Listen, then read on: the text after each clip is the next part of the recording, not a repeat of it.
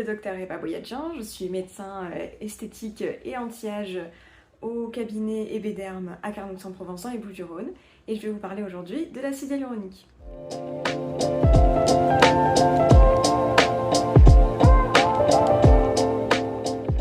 L'acide hyaluronique est un polysaccharide naturellement présent dans de nombreux tissus du corps humain et notamment au niveau de la peau, dont il va assurer l'hydratation, la souplesse et la tonicité. Alors il a été initialement beaucoup utilisé, et toujours d'ailleurs en ophtalmologie et en rhumatologie, mais depuis quelques années maintenant, il a fait toute sa place dans le domaine de l'esthétique, à la fois en cosmétologie, mais aussi également en médecine esthétique.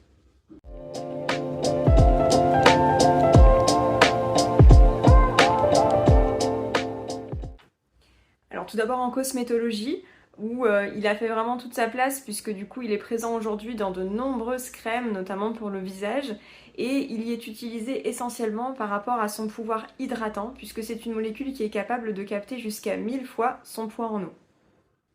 En médecine esthétique, l'acide hyaluronique se présente sous la forme d'un gel injectable, qui va donc être injecté sous la peau. Ce gel va être plus ou moins dense, plus ou moins compact. Dans le domaine, on parle de degré de réticulation, donc qui va être plus ou moins réticulé en fonction des indications, de ce qu'on souhaite traiter et des zones qui vont être injectées. Un acide hyaluronique qui est faiblement réticulé ou pas réticulé du tout va être très fluide et va être utilisé en injection en nappage sur l'ensemble de la peau du visage pour la réhydrater et lui redonner toute sa souplesse et sa tonicité.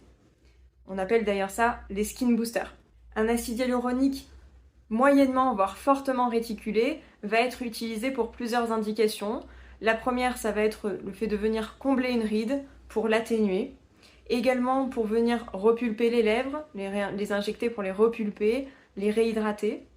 Et enfin pour créer ou recréer un volume, par exemple au niveau des pommettes, au niveau du menton, mais également en rhinoplastie médicale, où on peut travailler également en injection d'acide hyaluronique pour masquer une bosse au niveau du nez ou remonter une pointe du nez qui a tendance à être un petit peu descendante.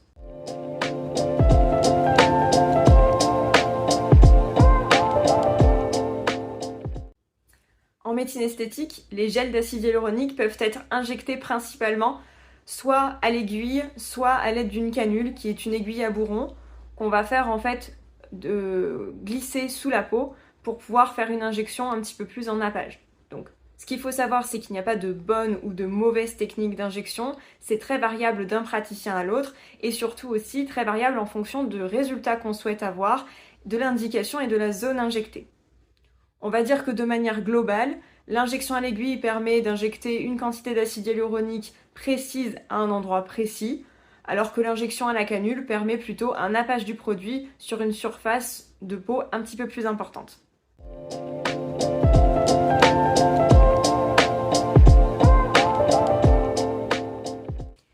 Premier conseil et première recommandation que je fais à quasiment toutes mes patientes, c'est qu'il faut savoir que à demande excessive, résultat excessif. Sachez que les photos avant-après ou les photos que vous pouvez voir sur les réseaux sociaux dont les résultats vous semblent un petit peu excessifs sont très souvent en lien avec une demande excessive de la part de la patiente.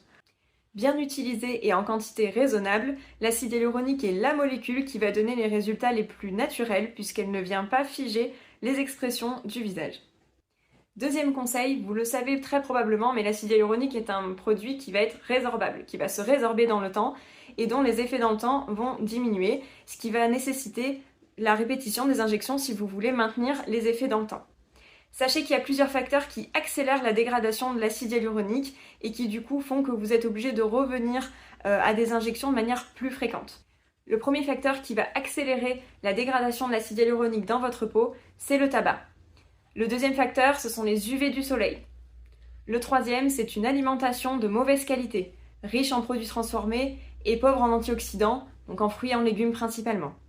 Et enfin, le dernier facteur, c'est un mauvais entretien de la peau. C'est très important d'entretenir au quotidien votre peau, à la fois en nettoyant, en l'hydratant et surtout en réalisant régulièrement des gommages pour retirer les petites cellules mortes, les petites peaux mortes que vous pouvez avoir sur le visage. Mon conseil en termes d'entretien de la peau, évidemment, c'est l'utilisation régulière du jet peel qui pour moi est une technique parfaitement adaptée pour l'entretien au quotidien de votre peau et le maintien dans le temps des effets de vos injections. Et enfin, troisième conseil, je le répète et je le redis, c'est très important que vous ayez conscience de ça.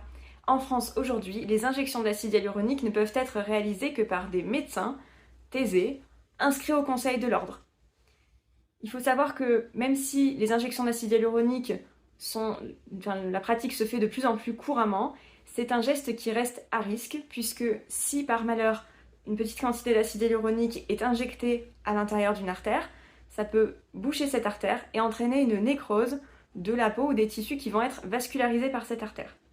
Dans les cas extrêmes, on peut voir également dans les complications des cécités, donc à savoir la perte de la vue d'un œil.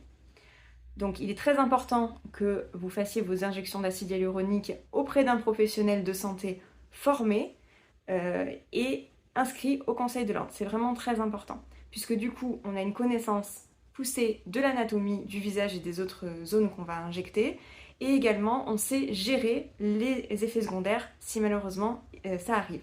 Donc vraiment j'insiste, prenez rendez-vous uniquement auprès d'un médecin esthétique, dermatologue, chirurgien esthétique ou autre chirurgien qui pratique ce type d'injection, mais surtout pas auprès de personnes qui ne sont pas des médecins, je compte sur vous.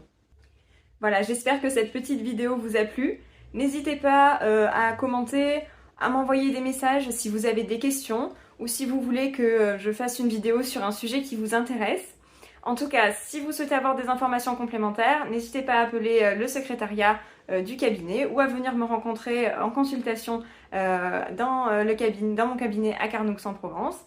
En tout cas, je vous souhaite une très bonne journée et à très bientôt dans une prochaine vidéo. Au revoir!